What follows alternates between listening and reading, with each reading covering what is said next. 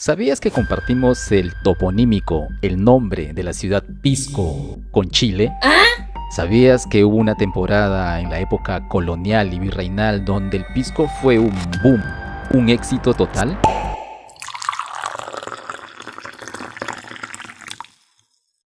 En la costa sur del Perú, donde el desierto se encuentra con el Océano Pacífico, nació uno de los aguardientes más renombrados del mundo, el pisco. Antes de que la uva europea llegara al Nuevo Mundo, los valles costeros del sur peruano ya albergaban una vida agrícola que parecía improbable, dada la aridez del clima. Culturas como la Paracas y más tarde la Nazca habían aprendido a irrigar el desierto, a construir acequias y canales, a cultivar en un terreno muy exigente.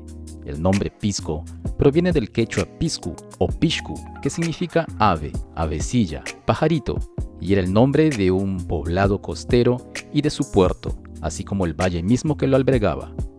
En aquellas tierras, los primeros artesanos precoloniales fabricaban vasijas de barro, llamadas piscos, para almacenar líquidos e incluso granos, y es ese el nombre que tomaría luego el mismo aguardiente que se produciría en aquella zona peruana. Las condiciones estaban dadas: tierra, clima, mar, marcó el escenario para la llegada del cultivo europeo de la vid, y con ello, para el nacimiento de una tradición que perduraría hasta nuestros días. Con la fundación de la ciudad de Lima en 1535, bajo el dominio de la corona española, se estableció un nuevo eje administrativo y colonial en la costa del Pacífico Sur. Uno de los requerimientos de la iglesia y la sociedad era disponer de vino para la misa en las iglesias. Por ello, en 1553, el marqués Francisco de Caravantes importó sarmientos de uva desde las Islas Canarias hacia la costa peruana.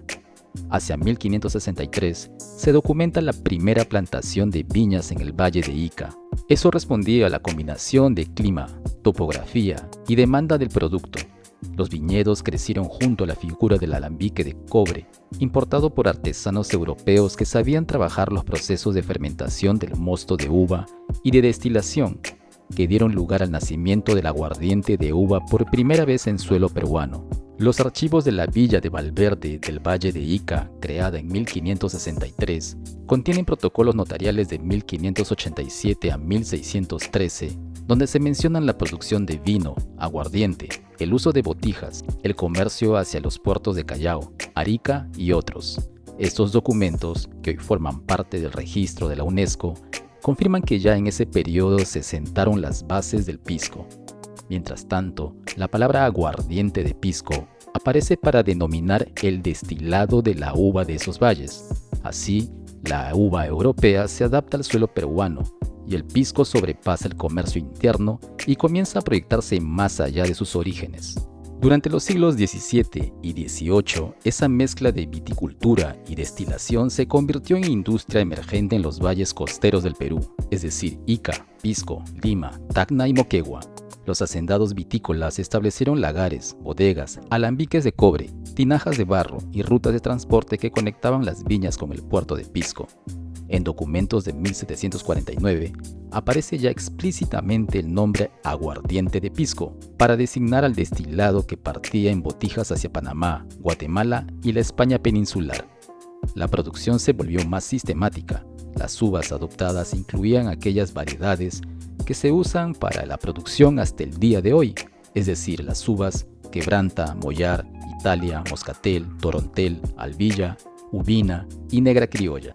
La identidad del pisco estaba tomando forma. Ya no era simplemente aguardiente de uva, era aguardiente de pisco, con un nombre y un territorio. Y esa identidad forjada en la costa desértica del Perú empezaba a viajar por el Pacífico. La viticultura costera del virreinato, con su sol intenso y su clima seco, creaba perfiles de uva concentrados, propicios para destilados de carácter firme. Así, este aguardiente se convertía también en fruto de una tierra singular. Era el momento en que la producción ya no era solo para el consumo local, sino para el comercio colonial. En esa época se construyeron los cimientos del pisco como tradición, la bebida que luego cruzaría océanos. Con la independencia del Perú en 1821 y la apertura progresiva del comercio internacional, los valles vitivinícolas de la costa sur iniciaron una nueva etapa. Los altos ingresos del guano, la minería y la navegación del Pacífico crearon un entorno propicio para la exportación. En la fiebre del oro de California, el aguardiente peruano identificado ya como pisco encontró un mercado emergente en los bares del puerto de San Francisco. Allí se consumía el pisco punch, mezcla de pisco peruano, piña y limón, cóctel pionero y que causó un boom sin precedentes en Occidente. Los barcos partían del puerto de Pisco y del Callao hacia California, Inglaterra y Europa. En esos años el pisco alcanzó prestigio internacional, exportándose por toneladas y siendo parte del mobiliario alcohólico de los más ricos y de los bares de la costa del Pacífico Norte. Era un producto que combinaba tradición y comercio marítimo. En ese momento el pisco emergía como símbolo de una vitivinicultura peruana en pleno esplendor. Las botijas rebosaban aguardiente, las bodegas trabajaban a pleno rendimiento, los comerciantes ganaban buen dinero y el nombre de pisco circulaba en cartas, facturas y etiquetas. Fue la edad dorada del pisco peruano, es decir, el pisco se convirtió en un buen negocio y logró un prestigio dentro de los destilados de la época. A finales del siglo XIX, una combinación de tragedias naturales, crisis económicas y conflictos militares devastó la industria vitivinícola peruana. En 1868 y 1877, dos grandes terremotos destruyeron Ica, Arequipa y Tacna, arrasando viñedos, lagares y alambiques. En 1875, 2 años antes del segundo terremoto de Pisco, un empresario chileno, Olegario Alba Rivera, cruzó la cordillera rumbo al sur del Perú, al valle de Locumba, en Tacna, con el propósito de estudiar los métodos de destilación de nuestro aguardiente. Alba, que había adquirido en 1868 el fundo Bella Sombra en el valle de Elqui, en Chile, regresó con el conocimiento y equipo para instalar una destilería que produciría un aguardiente al que denominó Pisco Alba. En 1878, después del segundo terremoto, este nombre aparece ya en los registros de comercialización en Chile, y poco después, al siguiente año, en 1879, llegó la guerra entre Perú y Chile. Chile invadió el sur del Perú, ocupando precisamente las regiones pisqueras que Alba había visitado. Las bodegas fueron saqueadas, los campos abandonados y los comerciantes arruinados. La economía del aguardiente colapsó. A estos desastres se sumó la plaga de la filóxera, un insecto que arrasó los viñedos europeos y americanos por igual. Las cepas peruanas fueron diezmadas y replantarlas llevó décadas. Los productores, buscando sobrevivir, reemplazaron sus viñas por cultivos más rentables, algodón y caña de azúcar. Y si no fuera poco, otra crisis afectó al pisco. La ley seca en Estados Unidos en 1920 cortó de golpe su principal mercado de exportación. Durante esos años, los productores peruanos perdieron a sus compradores más importantes, Estados Unidos y Europa. El aguardiente de caña, más barato y fácil de producir, inundó el mercado local. En 1931, Chile promulga un decreto con fuerza de ley que establece la denominación de origen pisco para los departamentos de Atacama y Coquimbo, y en 1936 el gobierno chileno dispone que el pueblo llamado antiguamente La Greda, luego cambiado por La Unión, cambie su nombre por tercera vez a Pisco Elqui. Este pasaje desastroso de nuestra historia peruana es clave porque revela sistemáticamente la intención premeditada de apropiación del nombre pisco, como la técnica peruana fue replicada en Chile, como el nombre pisco fue usurpado a sabiendas de algunos chilenos de la época que estaban en contra, como es el caso de la escritora y premio Nobel de Literatura chilena, Gabriela Mistral, quien se opuso al cambio de nombre del pueblo La Unión, antes La Greda. Ella consideró esta iniciativa, en sus propias palabras, una triste ocurrencia de algún coquimbano que quiso reírse del lindo pueblo a lo tonto. La oposición de Mistral se basaba en la falta de arraigo cultural del nuevo nombre en el pueblo La Unión. Desde entonces, se estableció un segundo polo pisquero en Chile. En la historia del pisco, Olegario Alba es clave para entender de dónde nace intencionalmente y con complicidad el gobierno chileno de la época, aprovechando los desastres naturales y a la coyuntura internacional de la época, la prohibición del alcohol en Estados Unidos, para la apropiación de conocimiento, adopción del nombre y el origen toponímico que hoy desconocen muchos peruanos y chilenos, creando la confusión internacional del verdadero origen del pisco. Por consiguiente, el pisco en territorio peruano, antes aguardiente de mucho prestigio, se volvió un producto casi doméstico, sin control de calidad ni normas. La gloria del siglo XIX se desvaneció.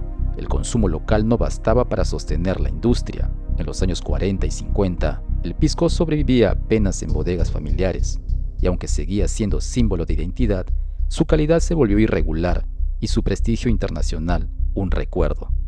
La reforma agraria de 1969 terminó de fragmentar muchas haciendas vitivinícolas.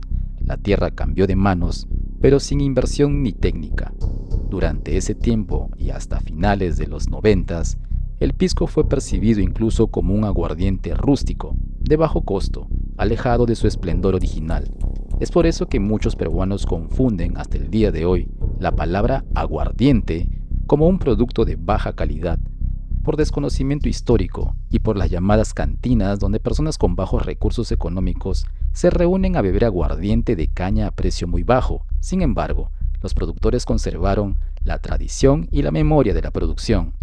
Ya entrado el siglo XX, el pisco peruano entra en una fase de reivindicación. En 1988, mediante una resolución jefatural, se declara al pisco como Patrimonio Cultural de la Nación.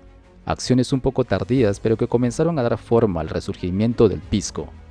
En 1991, mediante un decreto supremo, se reconoce oficialmente la denominación de origen pisco del Perú y se delimita la zona de producción a los departamentos de Lima, Ica, Arequipa, Moquegua y los valles de Locumba, Sama y Caplina en Tacna. El reglamento peruano define que el destilado debe elaborarse con mosto de uva, destilarse una sola vez, sin añadir agua después de la destilación, sin envejecimiento en barrica y que puede emplear solo las uvas autorizadas.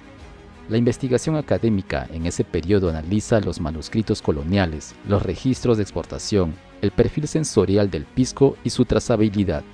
Paralelamente, Chile consolida su denominación de origen y la disputa sobre el nombre se traslada al plano internacional.